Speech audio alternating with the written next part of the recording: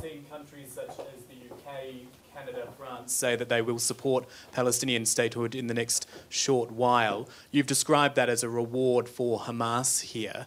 Other countries like Australia are also walking down this path, not quite there yet. How much of this is a reward for Hamas, and how much of it is actually countries like those who have repeatedly said Israel does have a right to defend itself, but are now struggling to stomach what they're seeing you and your military doing in Gaza? Well, first of all, those who say that Israel has a right to defend itself are also saying, but don't exercise that right. When we do what any country would do faced with this genocidal terrorist organization that has performed the worst attack on Jews since the Holocaust, I think we're actually applying force judiciously, and they know it.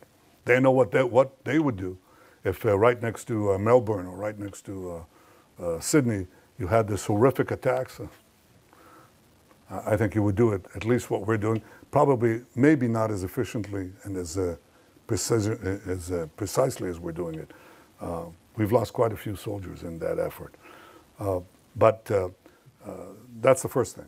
I think that the second thing you ask is Palestinian state.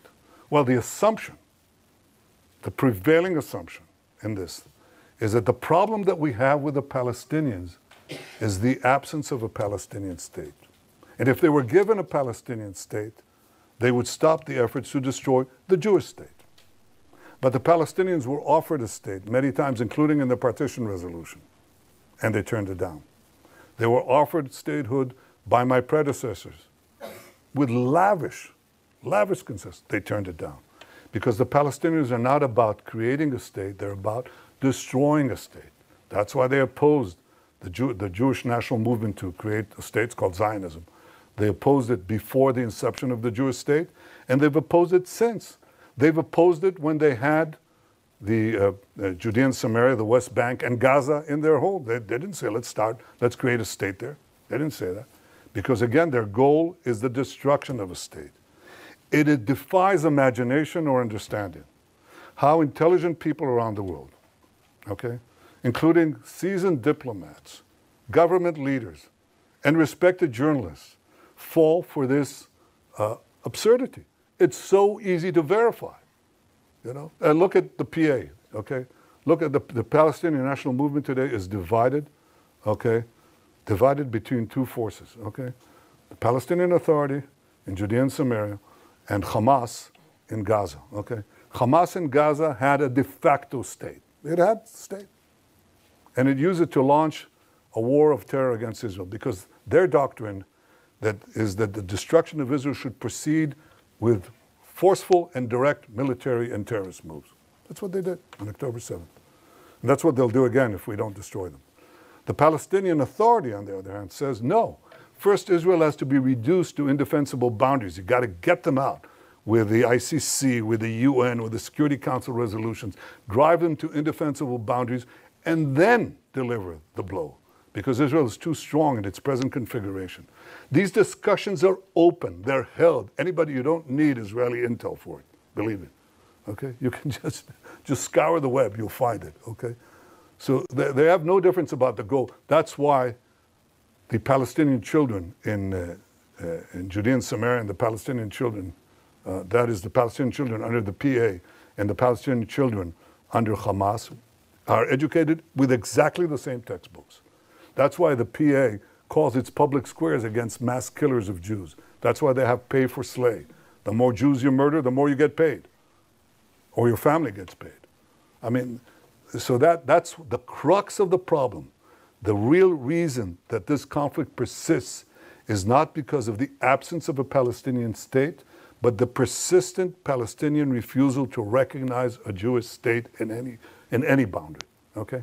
Now, when you give them a Palestinian state, when they haven't abandoned the goal of destroying the Jewish state, all you're doing is you're bringing the next war closer. Again, Hamas had a state. You just brought the war closer. And if you did the same thing in Judea and Samaria, right above Tel Aviv, enveloping Jerusalem, some say cutting Jerusalem into two, that's all that's going to happen. You're going to have the radicals again take it over, Iran take it over, and start a state from improved boundaries, start a war with improved boundaries. That's not going to happen. I think the solution to this problem is that the Palestinians should have all the powers to govern themselves in the places where they live and none of the powers to threaten Israel. They should obviously reform their whole education system. They should reform their whole historical outlook and say, all right, we accept that Israel is here to stay, not as a fact, as a physical or geographic fact, but as a fact of historical equity. If they want to live here next to us, they have to stop seeking our destruction. And to give them an independent state with all the trimmings, okay, is to invite a future war and a certain war. And that's something that today the Israeli public forcefully opposes. Before the war, by the way, it was about,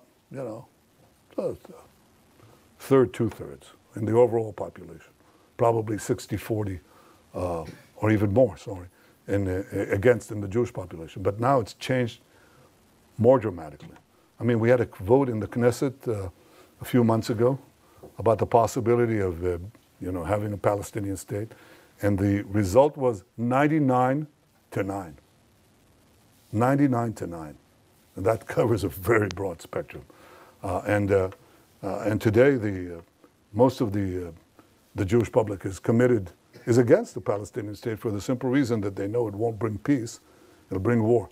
To have European countries and Australia march into that